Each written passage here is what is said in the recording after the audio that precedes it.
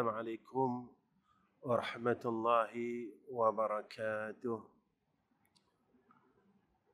الحمد لله رب العالمين والعاقبة للمتقين والهادي إلى صراط مستقيم. أشهد أن لا إله إلا الله وحده لا شريك له وأشهد أن محمدًا عبده ورسوله. اللهم صل على سيدنا محمد وعلى آله وصحبه وسلم. أما بعد. اللهم لك الحمد وإليك المستكى وأنت المستعان، ولا حول ولا قوة إلا بالله العلي العظيم. وقال نبينا محمد صلى الله عليه وسلم: بدأ الإسلام غريبا وسيعود كما بدأ غريبا، فتوبى للغرباء فتوبى للغرباء فتوبى للغرباء. Pertama sekali saya panjatkan puji dan syukur kehadrat Allah Subhanahu wa taala. Dengan ketentuan yang baik daripada Allah, Allah Subhanahu wa taala mentakdirkan kita berada di dalam rumahnya. Allah memberikan kita takdir yang baik pada saat ini, kerana tidak ada satu makhluknya pun di dalam alam ini yang terlepas daripada takdir Allah. Dan ini dinyatakan oleh Allah dalam surah Al-Fatihah. Alhamdulillahi Rabbil Alamin. Dan kita bersyukur kerana kita diberikan ketentuan yang baik.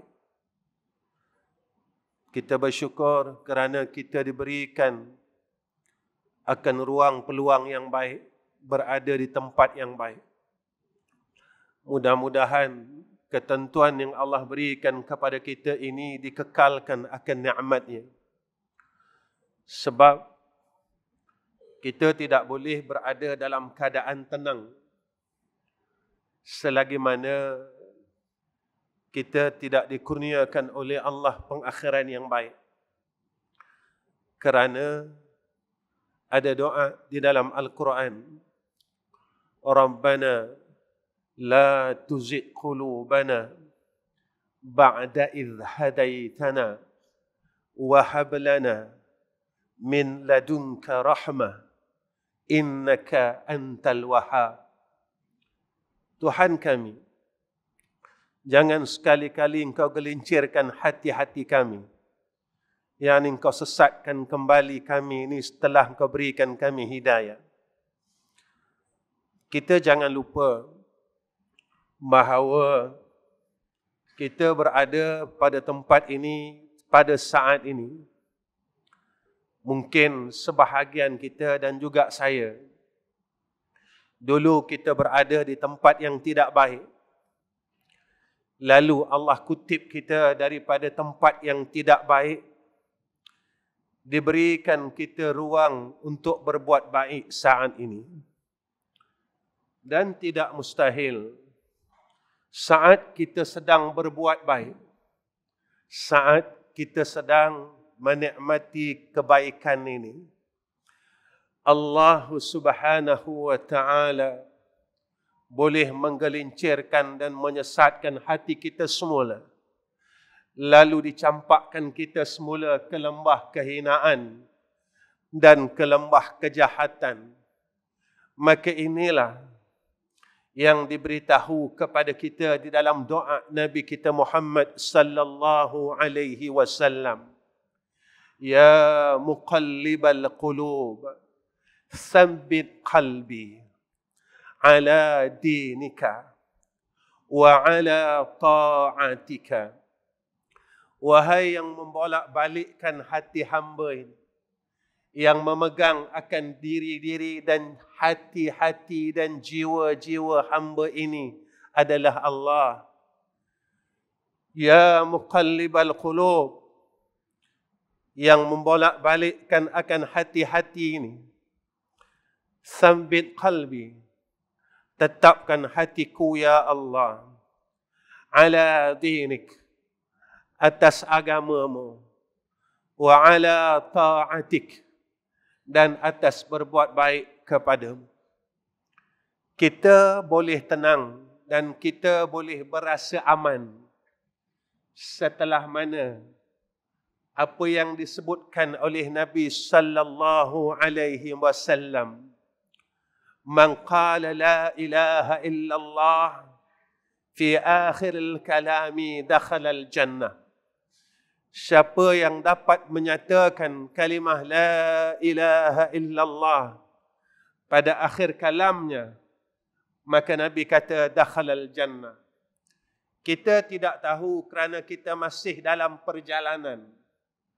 Di dalam perjalanan untuk mencapai apa yang disebut oleh Nabi, yaitu man qala la ilaha illallah fi akhiril kalami. Bagaimana akhir hidup kita? Dan tidak ada siapa yang tahu. Tidak ada seorang pun yang tahu bilakah akhir hidup dia. Tidak ada siapa pun yang tahu bilakah diakhirkan hidupnya. Maka ini dia dalam rahsia Allah subhanahu wa ta'ala. Sebab itu Allah menyatakan kepada kita, فَإِذَا جَاءَ أَجَلُهُمْ لَا يَسْتَأْخِرُونَ سَاعَةً وَلَا يَسْتَقْدِمُونَ. Apabila ajal itu datang, kata Allah, لَا يَسْتَأْخِرُونَ سَاعَةً, dia tidak akan terlewat walaupun satu saat, walaupun satu detik, wala yastakdimun, dan dia tidak akan terawal walaupun satu detik. Sebab itu seperti mana yang disebut oleh Nabi kita Muhammad sallallahu alaihi wasallam, al-kayyisu man dana nafsahu wa amila lima ba'dal mauti. Orang yang berakal, Nabi kata, orang yang kayyis, orang yang berakal dan orang yang bijak. Nabi sebut dan Nabi ingatkan kita, mandana nafsahu. Mereka ini sentiasa melawan hawa nafsunya, berikhtilaf dengan hawa nafsunya. Yang mana nafsu itu disebut oleh Allah di dalam Al-Quran, innan nafsal ammaratu bis-su'i. Sesungguhnya nafsu ammarah itu nafsu yang jahat. Selagi kita tidak dikurniakan akan nafsul mutmainnah, kita tidak boleh merasa tenang. Kita tidak boleh berada dalam keadaan tenang. Kita kena dana nafsah.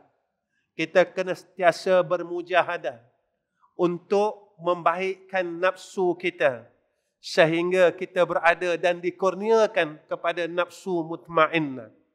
Kenapa perlu kepada nafsu mutmainnah? Kerana ini janji Allah kepada orang yang berada di dalam nafsu mutmainnah. Ya ayyatuhan nafsul mutmainnah, irji'i ila rabbiki radiyatan mardiyah, fadkhuli fi ibadi wadkhuli jannati. Wahai nafsu mutmainnah, nafsu yang telah tenang dengan Allah, nafsu yang tenang dengan perintah Allah, nafsu yang tenang dengan takdir Allah. Siapakah mereka ini? Orang yang dikatakan mutmainnah dalam keadaan yang begitu sakinah, begitu tenang. Mereka ini siapa? Ya ayyatuhan nafsul mutmainnah, irji'i ila rabbiki. Mereka ini akan dipanggil oleh Allah, disambut oleh Allah, diseru oleh Allah, irji'i, baliklah, kembalilah, ila rabbiki, kepada Tuhan kamu, radiyatan mardiyah, dalam keadaan reda meredai, reda birrida, reda birrida. Seorang hamba yang reda dengan Allah dan Allah meredai hambanya. Siapakah mereka ini? Yang Allah nyatakan pada ayat yang lain. Radiyallahu anhum wa radu anhu. Dzalika liman khasya rabbah. Mereka yang dalam keadaan redha birredha. Allah meredai mereka dan mereka redha dengan segala ahkamillah. Dengan segala takdir Allah. Dengan segala perintah daripada Allah. Golongan inilah tuan-tuan. Golongan yang disebut oleh Allah dalam ayat yang lain. Inna fi khalqis samawati wal ardi wa ikhtilafil laili wan nahar la ayatin li ulil albab. Dan mereka inilah pada ayat yang seterusnya mereka menyatakan kepada Allah, Rabbana ma khalaqta hadza batila. Tuhan kami, perkara yang telah engkau takdirkan, yang telah engkau ciptakan, tidak ada satu pun yang sia-sia. Subhanaka, subhanaka fakina azaban nar. Mereka lah golongan yang redha birredha. Dan golongan inilah yang Allah sebut radhiyallahu anhum wa radu anhu. Dzalika liman khasya rabbah. Mereka yang benar-benar takutkan Allah. Takut ini tuan-tuan banyak peringkat. Ada orang yang takut kerana disebabkan dia tahu akan azab neraka Allah. Neraka Allah, neraka Jahannam itu sedemikian dan kita dengar cerita tentang neraka Allah. Lalu mereka takut dengan sebab dosa dan maksiat yang kita buat. Ada orang yang merasakan ketakutan kerana mereka telah melihat akan kebesaran Allah. Lalu dengan Allah kurniakan kepada dia rasa akan jalal Allah. Tanda kebesaran demi kebesaran. Lalu pada ketika itu tuan-tuan, datang rasa khasyah di dalam diri. Sebab itu, kalau kita lihat siapa itu Allah, lalu kita kaji, Allah adalah Asma'ul A'zam. Satu nama yang besar. Nama yang maha agung. Kerana ia nama pada zat yang maha agung. Siapa Allah? Siapakah Allah? Iaitu Allah la ma'buda bihaqqin illahu. Tidak ada tempat, tidak ada yang sebenar-benar boleh meletakkan ubudiyah melainkan dia, iaitu Allah Subhanahu wa ta'ala. Yang Allah didik kita, iyyaka na'budu wa iyyaka nasta'in. Akan Dikau ya Allah kami meletakkan ubudiyah, dan akan Dikau ya Allah kami minta tolong. Siapa Allah? Allah yang bersifat dengan istighna. Maha kaya Allah.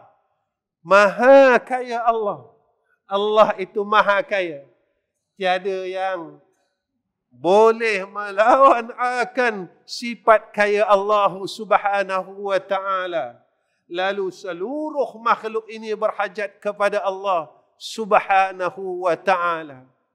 Ketika kita tahu siapa Allah, pada ketika itu akan datang dalam diri kita rasa malu dengan Allah Subhanahu wa ta'ala. Kita merasa gerun dengan Allah. Kita merasakan kebesaran Allah. Kita merasakan malu dan kasih kepada Allah Subhanahu wa ta'ala. Maka diri inilah yang selamat tuan-tuan. Diri inilah yang sentiasa di dalam redha birredha dengan Allah Subhanahu wa ta'ala. Tuan-tuan yang dirahmati oleh Allah Subhanahu wa ta'ala. Pada awal muqaddimah, saya bawakan satu hadis tentang ghuraba. Siapa itu ghuraba, tuan-tuan? Nabi kata kepada kita dan Nabi tinggal pesan kepada kita. Bermula Islam itu sedikit.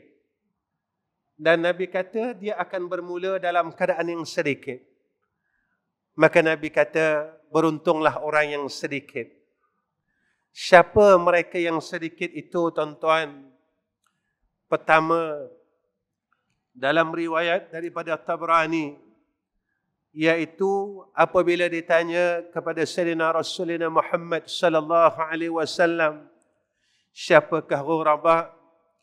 Rasulullah menyatakan, orang yang melakukan kebaikan ketika itu dalam keadaan yang sedikit, ketika mana ummah dalam keadaan yang rosak. Ketika manusia dalam keadaan yang rosak, maka dia dapat melakukan kebaikan. Dia dapat istiqamah melaksanakan kebaikan. Maka inilah golongan yang dipanggil ghuraba. Golongan yang dipanggil asing. Golongan yang dipanggil sedikit. Dalam riwayat Tirmizi, apa yang disebutkan kepada kita tentang pengertian ghuraba, iaitu orang yang memutuskan daripada kelompok orang yang berbuat kerosakan. Ketika itu, masyarakat dan ummah berbuat benda yang rosak, berbenda yang batil, dia akan lari daripada kelompok-kelompok itu. Tuan-tuan, zaman ni kita dah tak tahu mana betul, mana salah. Yang salah, orang kata betul zaman sekarang, tuan-tuan. Yang betul, orang kata salah zaman ni. Zaman ni, tuan-tuan. Dan orang dah tak tahu apa nak buat. Zaman inilah kalau kita lihat apa yang Nabi sebut tentang hadis fitan, malu itu diangkat oleh Allah. Tuan-tuan tengok di media masa apa yang berlaku. Apa yang berlaku kepada masyarakat Islam sekarang. Tidak ada malu pada mereka. Daripada golongan remaja sehinggalah golongan orang-orang tua. Bagaimana fitnah berlaku di kalangan alim ulama. Bagaimana fitnah berlaku di kalangan masyarakat biasa. Zaman inilah zaman yang Nabi kata penuh dengan fitnah itu sendiri. Hatta untuk kita beramal dengan agama ini penuh dengan ujian. Dan orang tidak menyangkakan perkara yang dia buat salah itu adalah betul. Perkara yang dia buat betul itu adalah salah. Masyarakat jadi keliru, tuan-tuan, mana satu betul, mana satu salah sekarang. Orang dah tak tahu dah, tuan-tuan, kerana terlalu banyak sangat apa yang mereka dengar, apa yang mereka pandang. Sehingga perkara yang salah dahulu menjadi benar sekarang. Tuan-tuan, Masya Allah, mungkin pendapat saya orang tak setuju dan saya tak suruh orang setuju. Zaman dulu, tuan-tuan, kalau orang alim tengok wayang satu aib. Zaman dulu, kalau orang alim, jangan kata orang alim, imam masjid, tuan-tuan, pergi tengok wayang satu aib yang besar. Sekarang, tidak menjadi apa-apa, tuan-tuan. Di kalangan imam, di kalangan orang hafal Quran, di kalangan asatizah sendiri, ada yang pergi menonton wayang secara bangganya, lalu diuploadkan di media massa. Saya telah tengok wayang. Dengan dalil yang diberikan dan hujah usul fiqh yang dikeluarkan untuk merelakan apa yang telah dibuat. Sebab itu, fitnah-fitnah ini, tuan-tuan, akan berlaku pada masa akan datang. Golongan-golongan yang tidak faham agama, maka mereka akan mengambil dalil perkara tersebut. Lalu mereka menjadi hujah untuk melihat cerita-cerita yang akan datang. Dengan hujah yang mereka telah ambil dan mereka telah lihat. Maka dulu orang ini telah buat. Dulu orang ini telah lakukan. Dulu imam telah pergi menonton wayang, tidak salah pun. Ustaz ini pergi menonton wayang, tidak salah pun. Mereka hanya mengambil dalil hadir kita di dalam panggung. Mereka tidak mengkaji banyak perkara dan banyak sudutnya. Inilah apabila satu perkara yang dibuat oleh orang yang ada ilmu, jika mana ia menjadi ikutan sehingga menyebabkan perkara itu menjadi maksiyah, Ini yang dikatakan dosa yang akan menjadi berpanjangan. Begitulah perkara-perkara yang berlaku pada akhir zaman, tuan-tuan. Sebab itulah apabila kita ini lari dan keluar daripada kelompok yang berbuat akan kemaksiatan dan kejahatan, maka kita akan dipinggirkan pada akhir zaman. Tuan-tuan, tidak ada masalah. Kerana Nabi dulu dipinggirkan oleh orang-orang kafir Quraisy, tuan-tuan. Bagaimana Nabi ini diboikot 2 tahun akan boikot makanan. Tapi Nabi tetap kuat. Sahabat tetap kuat. Ada riwayat dan ada kisah menyatakan di kalangan umat Islam pada ketika itu terlalu lapar. Lalu mereka ini mengambil bekas-bekas roti orang-orang kafir Quraisy daripada tong-tong sampah. Lalu mereka bersihkan akan roti-roti tersebut. Dan mereka makan daripada bekas-bekas roti yang telah dimakan oleh kafir Quraisy di tempat pembuangan sampah. Tuan-tuan, kita di dalam menjalankan kehidupan sebagai seorang Muslim, sejauh mana ujian yang Allah telah kurniakan kepada kita? Adakah sehebat itu? Sebanyak mana ujian yang Allah telah kurniakan kepada kita? Adakah sehebat itu? Bagaimana zaman Sayyidina Rasulina dan ashab Rasulullah sallallahu alaihi wasallam, mereka kena tinggalkan keluarga mereka. Mereka kena tinggalkan harta mereka. Mereka kena tinggalkan gelaran bangsawan mereka. Semata-mata kerana mereka ingin bersama Allah dan bersama Sayyidina Rasulina Muhammadin sallallahu alaihi wasallam. Tuan-tuan, kita jangan lupa bahawa kita berada di hujung zaman. Kita tidak tahu bila masakah Allah akan takdirkan matahari itu terbit pada sebelah barat. Dan tidak ada siapa pun yang berfikir akan perkara ni. Hari ini tak ada siapa yang fikir. Besok, apakah matahari akan terbit sebelah barat atau sebelah timur? Tidak ada di dalam diri kita, tuan-tuan, untuk berfikir perkara ini. Kerana kita fikir kita akan hidup lagi 10 tahun lagi, 12 tahun lagi. Tuan-tuan, kita hidup hari ini bukan pilihan kita. Kita hidup hari ini adalah pilihan Allah. Kita hidup hari ini bukan kehendak kita. Kita hidup hari ini adalah kehendak daripada Allah Subhanahu wa ta'ala.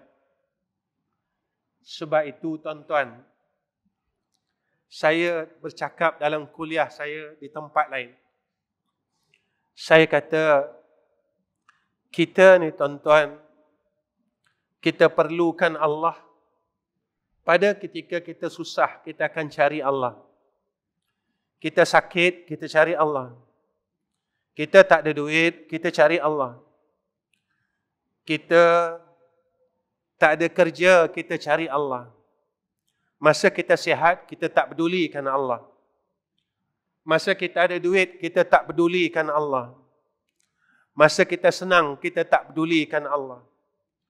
Banyak masjid yang saya tanya, tuan-tuan. Dulu masa kita semayang, kita disuruh jarakkan saf. Semua orang bising, tuan-tuan. Tak ikut sunnah. Nabi tak ada semayang jarak-jarak. Saya bertanya dengan diri saya dan tuan-tuan.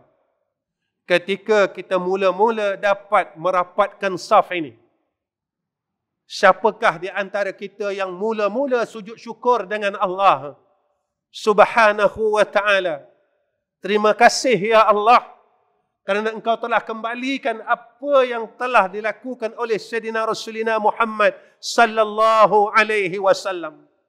Ataupun kita tidak pandang yang ini anugerah daripada Allah. Kita tak pandang yang ini kurnia daripada Allah. Dulu kita mempunyai kunci masjid, tetapi kita tidak mampu membuka pintu-pintu masjid ini. Dulu kita orang yang ada authority untuk membuka pintu masjid, tetapi kita tidak mampu membuka pintu-pintu masjid. Lalu setelah Allah mentakdirkan dan menghendakikan bahawa kita boleh masuk di dalam rumahnya dengan izinnya. Pada ketika itu kita lupa siapakah yang mengkurniakan perkara ini. Lalu ketika Allah jarakkan dan pisahkan kita, dan saat dia satukan semula bahu-bahu umat Islam, ketika kita boleh berhubung tubuh di antara saudara kita yang lain, kita terlupa dan kita tidak mahu sujud dengan Allah Subhanahu wa taala. Kita langsung tidak mengingatkan bahawa itu adalah kurnia dan nikmat daripada Allah. Kita masih sombong dengan diri kita sendiri. Kita masih angkuh dengan Allah. Walhal Sayyidina Rasulina Muhammadin sallallahu alaihi wasallam ingatkan kepada kita, tidak akan sekali-kali masuk syurga orang yang di dalam hatinya ada misqala zarratin, walaupun seberat zarrah akan kibr, yaitu sifat sombong di dalam hati.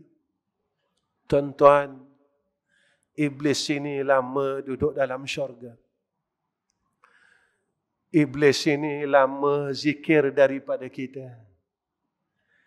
Iblis ini lama bertakbir dan bertahmid kepada Allah. Satu perkataan sahaja menyebabkan dia keluar daripada jannah. Apa kata iblis? Wa ana khairum minhu. Aku lebih baik daripada dia, iaitu daripada Nabi Adam AS. Saya ingin bertanya dengan diri saya dan tuan-tuan. Iblis, dia rasa dia lebih baik daripada Adam.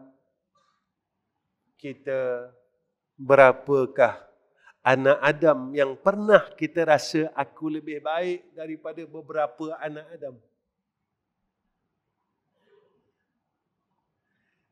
Jika iblis itu, tuan-tuan, dia rasa lebih baik daripada Nabi Adam AS seorang saja.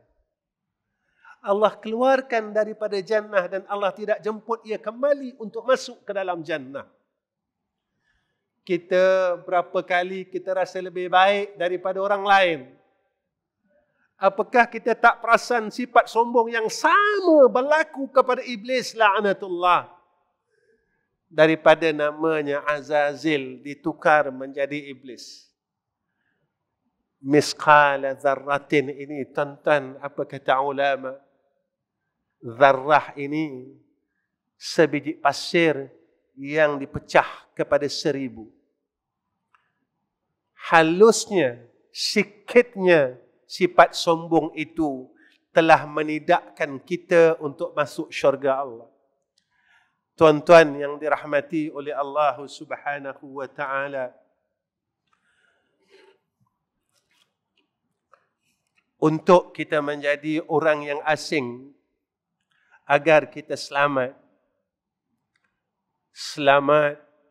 pada zaman mutakhirin ini. Yang pertama, tuan-tuan, apa yang perlu kita buat? Saya akan ringkaskan, tuan-tuan, insya-Allah. Yang pertama, kita zahirkan Islam secara menyeluruh. Kita amalkan Islam, tuan-tuan, dari semua sudut. Jangan pada ibadat sahaja kita ambil Islam. Apabila sampai pada perkahwinan, kita melawan Allah. Kita semayang, kita tak lawan Allah. Allah perintahkan kita semayang maghrib 3 rakaat. Kita tidak tambah, tuan-tuan, jadi 4 rakaat. Kita tidak berani kurangkan menjadi 2 rakaat. Tetapi dalam hal perkahwinan, kita tidak mengikut perkahwinan dalam Islam. Apa yang Allah tak bagi kita buat? Zaman ini, tuan-tuan, bila kita tengok akan perkahwinan orang-orang Islam yang mengaku Islam, kita nangis, tuan-tuan. Ada perkahwinan yang ramai-ramai joget dalam keadaan lagu Hindustan. Ada yang mengikut tema Korea. Ada yang ikut tema itu dan tema ini. Satu keluarga mereka ini, tuan-tuan, dalam keadaan asyik melakukan maksiat kepada Allah Subhanahu wa ta'ala. Tuan-tuan, dalam sembahyang kita tak lawan Allah. Dalam puasa kita tak lawan Allah. Dalam zakat kita tak lawan Allah. Dalam haji kita tak lawan Allah. Bila Allah kata, tanggalkan seluruh pakaian, kita tanggalkan. Hanya pakai 2 helai kain. Itu kain untuk membalut badan dan kain di bawah. Kita ikut perintah Allah Subhanahu wa ta'ala. Di dalam ihram haji, walaupun sedikit perkara yang ringan, jangan kamu gugur rambut kamu. Kita takut, tuan-tuan. Kenapa kita takut, tuan-tuan? Tetapi ketika kita kahwinkan anak kita, tuan-tuan, kita lawan Allah secara terang-terangan. Kita lawan Allah secara jelas. Kita tak boleh patuh dengan Allah di dalam salat. Walaupun ada makanan di dalam mulut kita, ketika cebisan daging ini berada di dalam gigi kita, celah gigi kita, dan dia jatuh, tuan-tuan, kita tak berani untuk telan cebisan daging itu. Ketika kita nak telan cebisan daging itu, kita kata apa, tuan-tuan? Allah Maha mengetahui. Walaupun orang di kanan kita dan di kiri kita tidak tahu kita makan sedikit daripada cebisan daging ayam. Tetapi kita takut kerana Allah itu mengetahui. Dan ketika aku makan, maka pada ketika itu batallah salat. Tuan-tuan, ketika zaman inilah yang Nabi sebut, umat aku akan ikut Yahudi dan Nasara sedikit demi sedikit. Sedikit demi sedikit, Nabi kata. Walaupun mereka ini masuk dalam lubang biawak sekalipun, mereka akan cari kita dan kejar kita untuk menjadikan kita orang Yahudi dan Nasara. Walaupun nama kita tidak tukar menjadi nama Yahudi dan Nasara, tetapi mereka berjaya menukar milah, cara hidup kita seperti mana cara hidup Yahudi dan Nasara. Kedua, orang yang ingin berada dalam kelompok ghuraba, iaitu mestilah mereka ini berakhlak dengan akhlak yang baik. Yang ketiga, mereka beramal dengan sunnah Rasulullah sallallahu alaihi wasallam dan mempertahankan akan sunnah Rasulullah sallallahu alaihi wasallam. Zaman ini, tuan-tuan, zaman orang mula tinggal sunnah Nabi. Zaman mula orang mula lupakan Nabi.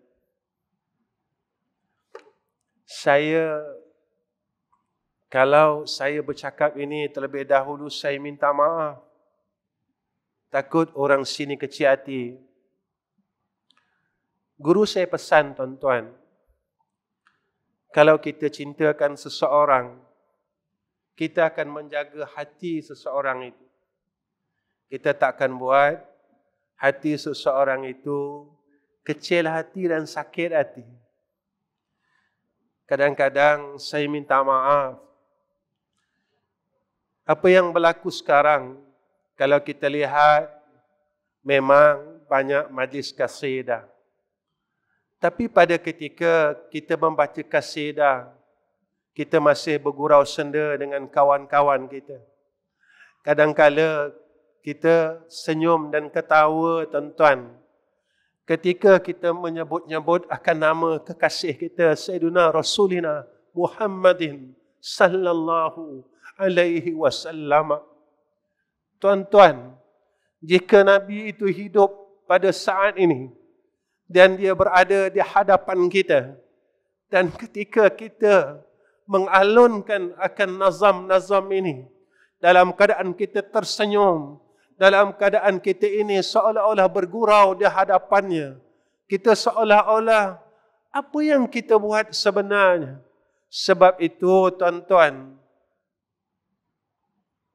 kita tidak dihubungkan dengan Sayyidina Rasulina Muhammadin sallallahu alaihi wasallam. Tuan-tuan, rindu ni apa? Saya nak tanya tuan-tuan, apa ni rindu?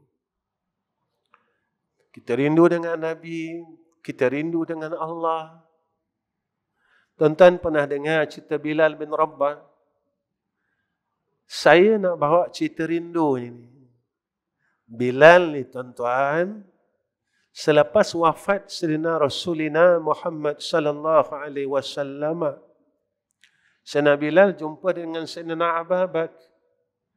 Wahai Abu Bakar, ya Abu Bakar, boleh tak aku minta izin, aku nak berhenti jadi muazzin. Sayyidina Abu Bakar tanya, kenapa wahai Bilal? Ketika aku melaungkan azan, Sayyidina Bilal kata, aku masih merasakan bahawa Rasulullah itu hidup. Kerana saat Rasulullah itu hidup, sewaktu subuh, sebelum subuh, aku akan menggerakkan Sayyidina Rasul. Dan kadang-kala Sayyidina Rasul memanggil akan namaku. Jadi aku tak mampu, wahai Abu Bakar.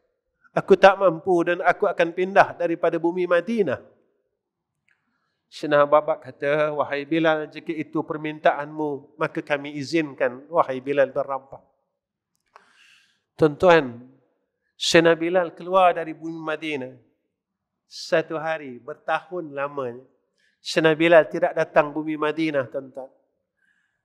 Sayyidina Bilal bermimpi bertemu dengan Rasulullah sallallahu alaihi wasallam. Tuan-tuan, ketika Sayyidina Bilal bermimpi bertemu Rasul, apa perkataan Rasul kata kepada Sayyidina Bilal? Wahai Bilal, kau dah lupa aku ke? Rasulullah cakap macam tu, tuan-tuan. Wahai Bilal, kau telah lupa aku ke?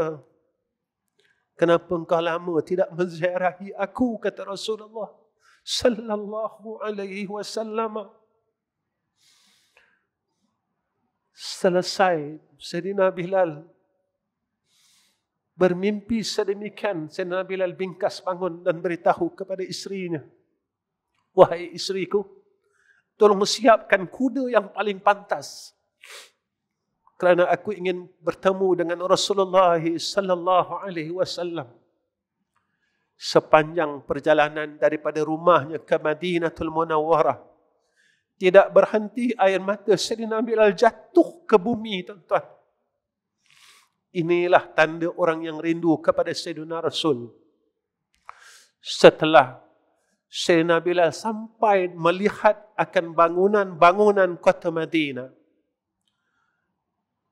Sayyidina Bilal, tuan-tuan, menangis teresak-esak seperti mana seorang kanak-kanak yang kecil.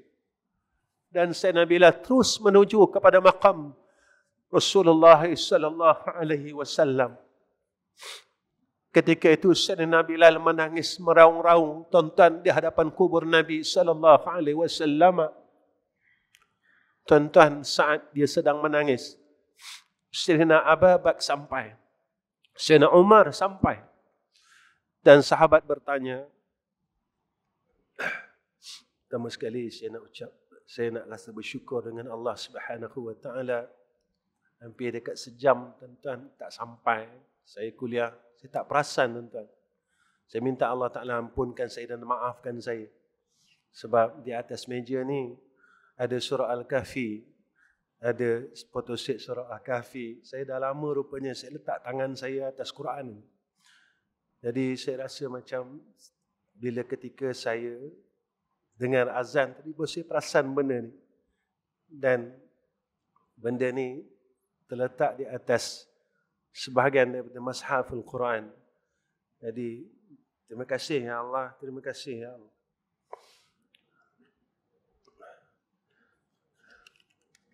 Itulah kadang-kadang, tuan-tuan, hidayah dan taufik ini kita tak tahu datang macam mana.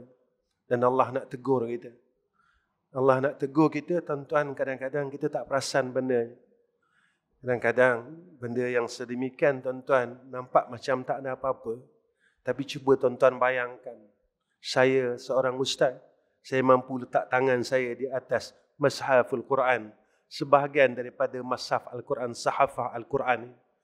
Bagaimana tuan-tuan kita ambil Al-Quran. Lalu kita letak tangan kita atasnya dalam keadaan bersenang lenang. Tuan-tuan yang dirahmati Allah. Ketika Bilal sampai di Madinatul Munawwarah, ada riwayat mengatakan sebelum subuh, lalu Bilal bin Rabah pada ketika itu menangis teresak-esak di hadapan kubur Nabi sallallahu alaihi wasallam. Dan pada ketika itu Sayyidina Abu Bakar dan Sayyidina Umar sampai ke Masjidun Nabi Muhammadin sallallahu alaihi wasallam. Dan Sayyidina Umar dan Sayyidina Abu Bakar bertanya kepada Sayyidina Bilal, "Wahai Sayyidina Bilal, apakah yang terjadi?" Maka Sayyidina Bilal berkata kepada dua sahabat Nabi Muhammad sallallahu alaihi wasallam, "Aku bermimpi sedemikian dan sedemikian." Dan Rasulullah berkata sedemikian kepadaku. Pada ketika itu, tuan-tuan, Sayyidina Abu Bakar dan Sayyidina Umar menangis berpelukan. Tiga makhluk Allah, tiga insan ini yang hebat pada sisi Allah dan Rasul. Tiga insan yang hebat pada sisi Allah dan Rasul ini menangis bersama-sama, tuan-tuan. Pada ketika itu.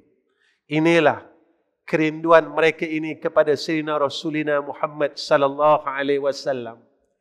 Tuan-tuan, kalau tak silap saya dalam satu riwayat mengatakan Zuhur pada keesokan harinya, cucu Rasulullah sallallahu alaihi wasallam meminta Sayyidina Bilal untuk azan pada waktu itu. Sayyidina Bilal menolak pada awalnya. Pada ketika Sayyidina Hasan atau Sayyidina Husin, tuan-tuan saya lupa, ketika dia minta juga kepada Sayyidina Bilal untuk melaungkan azan pada waktu itu, apa kata Sayyidina Bilal?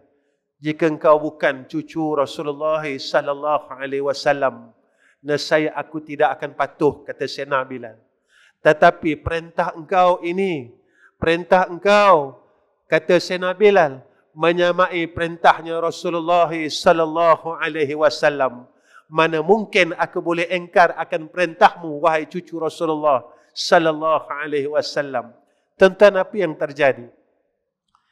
Ketika Sayyidina Bilal bin Rabah ini azan, tuan-tuan, ketika laungan Allahu Akbar, Allahu Akbar, orang Madinah, tuan-tuan, semua keluar daripada rumah mereka berkata, "Adakah Rasulullah hidup? Adakah Rasulullah hidup? Adakah Rasulullah telah dihidupkan kembali?" Karena itu adalah suara Bilal. Mereka semua keluar, tuan-tuan, daripada rumah. Dan ketika Bilal sampai kepada wa ashhadu anna Muhammadar Rasulullah, Sayyidina Bilal jatuh rebah, tuan-tuan. Jatuh rebah, pingsan pada ketika itu. Dan sahabat lain yang menggantikan, meneruskan akan laungan azan. Apa kata Sayyidina Bilal? "Aku tidak mampu untuk menyebut nama Muhammad sallallahu alaihi wasallam kerana aku merasakan Rasulullah itu masih hidup ketika aku mengungkapkan akan nama Sayyidina Rasulina Muhammadin sallallahu alaihi wasallam." Inilah, tuan-tuan, kita lihat bagaimana Rasulullah ketika wafat, saat malaikat bertanya kepada Sayyidina Rasul, "Ya Muhammad, wahai kekasih Allah, hendak tak kalau aku minta dengan Allah, tangguhkan kematianmu?" "Ya Rasulullah, aku minta dengan Allah supaya Allah tangguhkan kematianmu." Apa kata Rasulullah? "Wahai malaikat maut, jangan." Kenapa? sebenarnya aku terlalu rindu untuk bertemu dengan Tuhanku yang maha mulia. Tuan-tuan, kalau kita malaikat maut datang jumpa kita, nak tak aku minta dengan Allah, tangguhkan kematianmu. Kita akan cakap apa? Panjangkan lagi umurku. Betul tak? Sebenarnya Allah bagi kita hidup, kita buat apa? Allah bagi kita hidup sampai 60 tahun, kita buat apa? Kita semayang sunat pun tak mampu nak cukupkan, tuan-tuan. Semayang sunat, ba'diyah dan qabliyah kita tak mampu nak cukupkan. Allah bagi umur 60 tahun, tuan-tuan. Kita semayang malam pun tak mampu nak istiqamah. Allah bagi umur 60 tahun. Jika malaikat tawarkan kepada kita untuk minta kepada Allah, kita akan minta 60 tahun lagi. Tapi apa yang kita buat? Kita habiskan umur kita untuk dunia semata-mata. Macam mana nak cari duit, macam mana nak kaya, macam mana nak hidup lama. Bukan kita gunakan untuk Allah. Apabila kita gunakan untuk Allah, kita mula rasa penat. Tuan-tuan dah rasa penat kan? Tuan-tuan dah rasa letih kan? Saya bercakap belum sampai 1 jam lagi, tuan-tuan. Dan saya bercerita tentang Allah. Saya bercerita tentang Rasul. Saya tak bercerita tentang isu semasa pun. Saya tak bercerita tentang itu dan ini. Tidak sebut nama orang pun.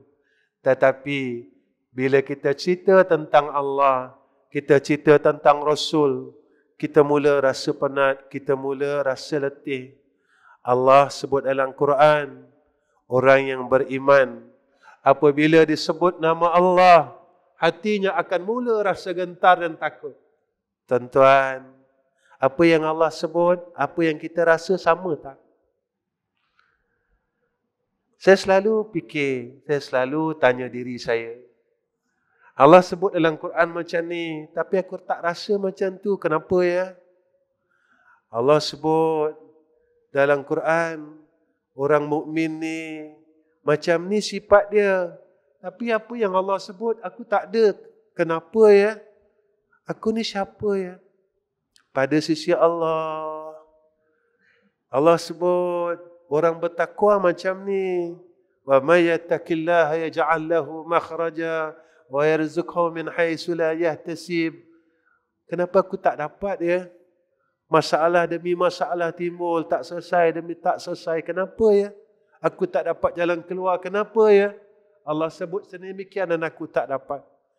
Tuan-tuan yang dirahmati oleh Allah Subhanahu wa taala, saya rasa cukup setakat ini pertemuan saya dengan tuan-tuan pada kali ini.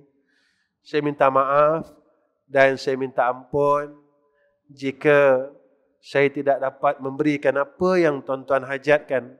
Sebab saya bukan orang pandai, saya bukan orang alim, cuma pengerusi majlis tadi mengangkat saya terlalu tinggi. Saya bukan tuan guru, tuan-tuan, dan saya bukan ustaz. Saya cuma insan biasa yang Allah masih takdirkan saya untuk berbuat kerja ini, amal ma'ruf nahi munkar. Dan saya bukan mengingatkan tuan-tuan sebenarnya. Saya mengingatkan diri saya kerana saya masih gagal. Saya terus dalam kegagalan sehingga hari ini. Saya belum mampu untuk jadi orang baik.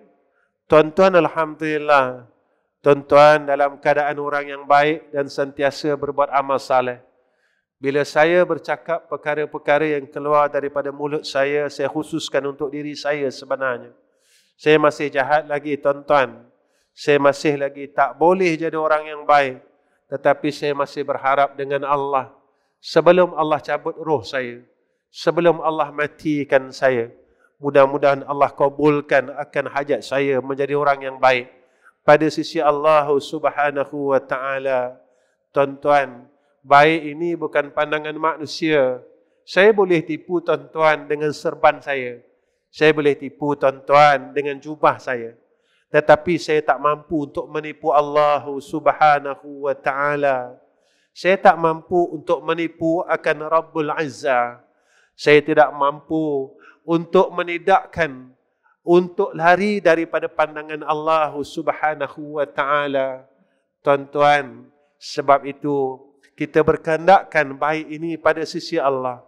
Kita berkehendakkan takwa ini pada sisi Allah. Kita berkehendakkan alim itu pada sisi Allah Subhanahu wa taala. Akhir kalam saya mohon kepada tuan-tuan, pertama tolong doakan saya, isteri dan anak-anak, menantu, cucu-cucu saya, agar kami dapat jadi orang saleh, hidup dalam keadaan orang saleh dan dimatikan dalam keadaan orang saleh. Yang kedua, saya mohon doa kepada seluruh akan hadirin wa hadirat, agar madrasah kami sentiasa dalam rahmat Allah Subhanahu wa taala.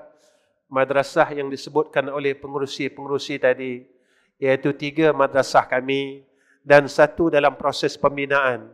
Baru 6 bulan saya menerima tanah tersebut dan sekarang kami sedang membuat satu surau. Keluasannya 11,000 kaki persegi, yang diberitahu kepada saya baru-baru ini 10,800 kaki persegi. Ditambah lagi keluasan surau tersebut.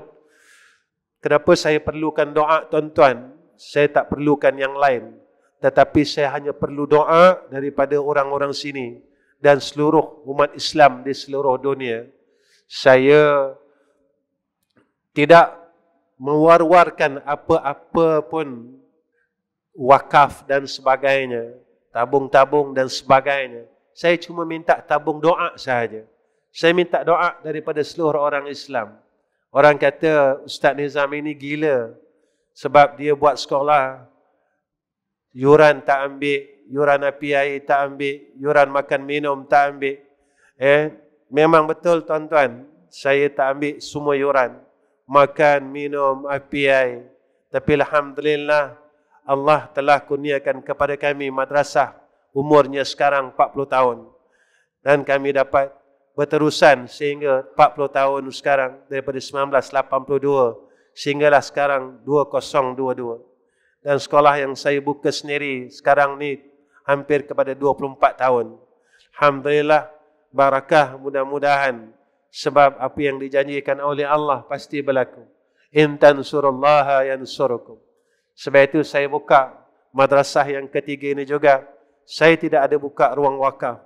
Cuma umat Islam yang ingin membantu, dia akan cari tempat untuk mereka ini buat amal jariah. Sebab ini bukan tujuan saya. Tujuan saya datang ke negeri Sarawak ini atas silaturahim. Bukan untuk mengajar tuan-tuan, tidak tuan-tuan. Saya tak berani nak ajar orang. Sebab saya orang bodoh. Tak mungkin orang bodoh boleh ajar orang pandai. Tak mungkin orang jahat boleh ajar orang baik. Sepatutnya orang baik yang ajar orang jahat. Tapi saya orang jahat. Tak mungkin orang jahat boleh ajar orang baik. Tak mungkin orang yang bodoh macam saya boleh ajar orang pandai macam tuan-tuan. Tak mungkin tuan-tuan. Saya datang sini kerana silaturahim. Kenapa saya nak hubungkan silaturahim? Kerana perintah daripada Nabi kita Muhammad sallallahu alaihi wasallam. Tuan-tuan, masya-Allah, tuan-tuan doakan supaya apa yang kami buat sentiasa dalam pertolongan Allah dan rahmat Allah Subhanahu wa taala. Dan sebelum saya tutup, saya tinggalkan satu perkara kepada tuan-tuan agar menjadi bekal untuk saya tinggalkan di bumi Sarawak ini. Dalam satu hadis Nabi sallallahu alaihi wasallam, siapa yang membaca suratul Has ayat yang ke-24, kalau tak silap saya lah, ayat dia berbunyi begini: Huwallahul khaliqul bari'ul musawwiru lahul asma'ul husna yusabbihu lahu ma fis samawati wal ard wa huwal azizul hakim. Huwallahul khaliqul bari'ul musawwiru lahul asma'ul husna yusabbihu lahu ma fis samawati wal ard wa huwal azizul hakim. Tuan-tuan, kalau tak silap saya, suratul Hash ayat yang ke-24. Kalau siapa ada cek, tolong, saya tak ingat, saya lupa. Betul tak ayat ke-24? Boleh cari tak sekejap? Surah Al-Hash, Hashin Ra. Kalau ada application Quran, senang nanti yang tinggal boleh cari. Apa kelebihannya? Siapa yang membaca akan ayat ini, maka dikurniakan oleh Allah jika ia mati pada hari itu, dia akan mati syahid, kata Nabi sallallahu alaihi wasallam. Tuan-tuan, kita tak peluang nak mati pada medan fi sabilillah, tapi sekurang-kurangnya kita dapat mati dalam keadaan mati pahala mati syahid, tuan-tuan. Mudah-mudahanlah kita bukan orang baik. Semua orang ada zaman silam masing-masing. Semua orang ada cerita lama mereka masing-masing. Cumanya kita berharap agar cerita lama kita itu ditutup oleh Allah Subhanahu wa taala dan diampunkan oleh Allah Subhanahu wa taala. Betul? Al-Hajj 24. Betul ya? Wallahul khaliqul bari'ul musawwiru lahul asma'ul husna yusabbihu lahu ma fis samawati wal ardh wa huwal azizul hakim. Alhamdulillah, saya dan semua ahli madrasah kami baca lepas maghrib, lepas subuh, tuan-tuan. Tapi kami mulai seperti mana yang kami dapat daripada guru kami. Kami mulai dengan a'udzubillahi samil alim minasyaitanir rajim. Huwallahul khaliqul bari'ul musawwiru lahul asma'ul husna yusabbihu lahu ma fis samawati wal ardh wa huwal azizul hakim. Saya akan ulang balik. A'udzubillahi samiil alim minasyaitanir rajim. Huwallahul khaliqul bari'ul musawwiru lahul asma'ul husna yusabbihu lahu ma fis samawati wal ardh wa huwal azizul hakim. Wa akhirul kalam. Assalamualaikum warahmatullahi wabarakatuh. A'udzubillahi minasyaitanir rajim. Bismillahirrahmanirrahim. Alhamdulillahi rabbil alamin. Wassalatu wassalamu ala asyrafil anbiya'i wal mursalin wa ala alihi wa sahbihi ajma'in. Ya Allah, Ya Rahman, Ya Rahim, Ya Aziz, Ya Jabbar. Ya Allah, ampunkan sekalian dosa-dosa kami, Ya Allah. Ya Allah, maafkan kesalahan kami, Ya Arhamar Rahimin. Ya Allah, jika kami jauh dengan rahmat-Mu, Ya Allah, panggillah kami semula, Ya Arhamar Rahimin, agar kami dekat kembali dengan-Mu, Ya Arhamar Rahimin. Ya Allah, jika mana kami lalai, Ya Allah, tolonglah ingatkan kami, Ya Arhamar Rahimin. Jangan Kau biarkan kami terus pada kelalaian ini, Ya Allah. Ya Allah, jadikan kami baik dan orang yang baik pada sisi-Mu, Ya Arhamar Rahimin. Bukan baik hanya sekadar pada pandangan manusia, Ya Allah, tapi baik pada pandangan Kau, Ya Arhamar Rahimin. Ya Allah, jadikan kami orang saleh, isteri kami dan anak-anak kami orang saleh, dan matikan kami seperti mana Kau matikan orang-orang saleh, Ya Allah. Ya Allah, jika ada di antara kami, Ya Allah, yang sedang sakit, Kau tolong sihatkan mereka, Ya Allah. Ya Allah, jika ada saudara kami yang dalam keadaan bermasalah, Ya Allah, yang masih belum selesai, Ya Arhamar Rahimin, tolonglah selesaikan masalah mereka, Ya Allah. Tolonglah kasihanilah mereka, Ya Allah. Ya Arhamar Rahimin. Ya Allah, Ya Rahman, Ya Rahim. Kami mohon ke hadrah-Mu, Ya Arhamar Rahimin. Kurniakan atas kami husnul khatimah. Kurniakan atas kami husnul khatimah, Ya Allah. Kurniakan atas kami husnul khatimah, Ya Arhamar Rahimin. Wassallallahu ala sayyidina Muhammad wa ala alihi wa sahbihi baraka wa sallama. Walhamdulillahi rabbil alamin. Taqabbalallahu minna wa minkum.